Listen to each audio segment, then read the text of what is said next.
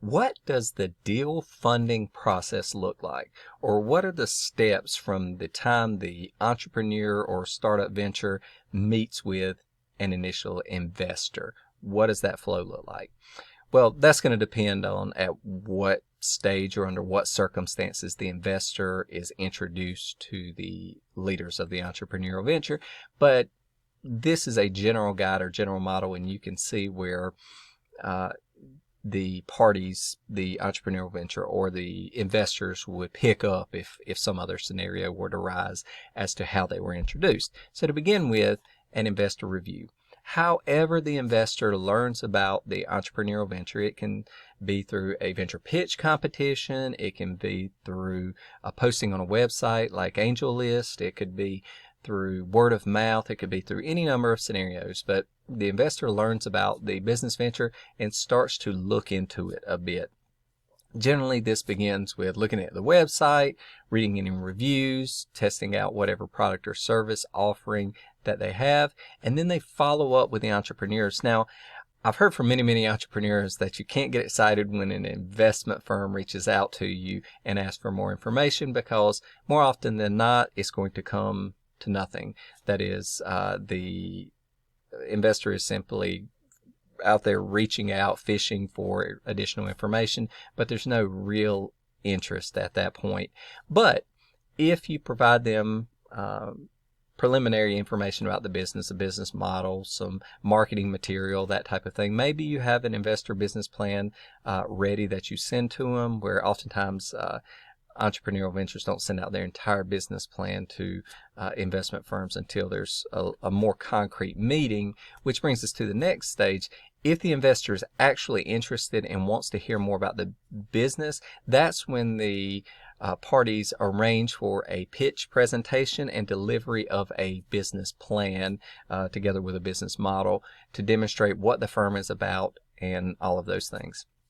It's during this informational interview where the investors really galvanize or their interest or go the opposite direction, and the entrepreneurial firm makes the determination as to whether this is a good fit for funding or financing.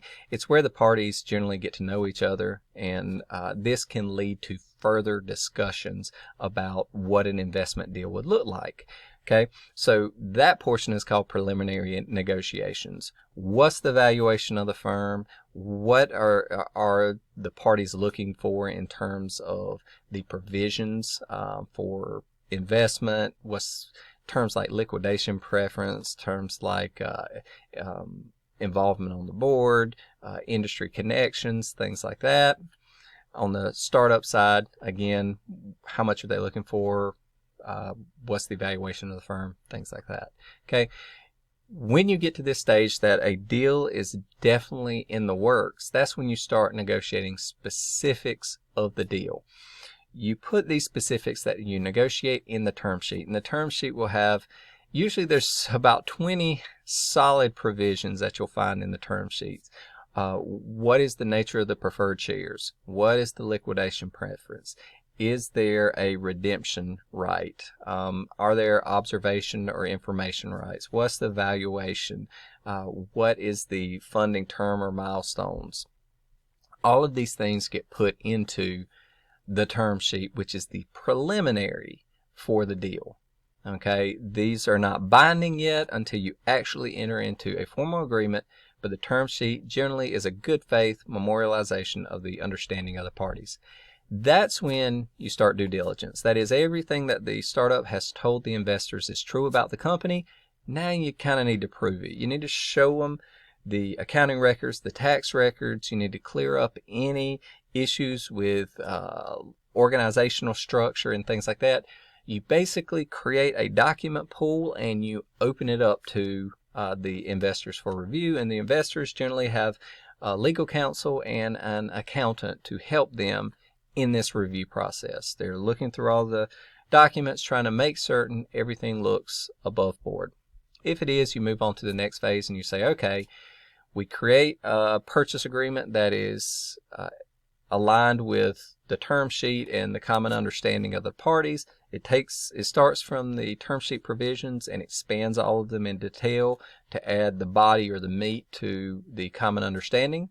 This is reviewed by both parties. They seek outside counsel to help and advise on that process. Then it's time for the regulatory filings. Now, generally you have a counsel for the investors that is shepherding through the process, and they handle the regulatory filing portion, which generally involves securities filing with the Securities and Exchange Commission and the commensurate filing with state authorities. The other regulatory stuff in terms of corporate governance, that oftentimes is handled by the startup venture, and then proof of the reorganization and restatement of the articles of incorporation to include the type of preferred shares that the investors are buying and stuff is turned over as part of due diligence to demonstrate that, once again, it meets all the requirements of the deal, and that's reviewed again by the counsel that's shepherding the deal through, really on behalf of the investors. Okay, so you handle the securities filing, which is generally filing of a Form D of an exemption. There's the creation of, there's the acknowledgement of purchase of securities. There's the disclosure documents about the startup venture. That's generally a private placement memorandum acknowledgement. And all of these things are created in conformity with the securities laws.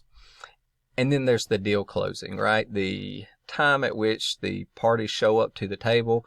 There's a signing there of the purchase agreement by both parties, an acknowledgement of transfer of ownership interest in exchange for the conditions under which funding will take place. Generally, funds are wired in to the startup venture, and generally, most startups actually don't produce shares, physical shares that they hand over. It's rather they produce the governance documents from the board approving the distribution of equity and a certification from the corporate secretary of the capitalization table and acknowledgement of the investor's ownership interest in the company.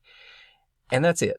And then the deal is consummated, the money is on hand, or if it's parceled out in milestones, then at least the initial funding in accordance with that schedule is made, and everything is recorded, and there you go. The company is ready to use those funds to continue growing along its path and according to the common understanding of the parties.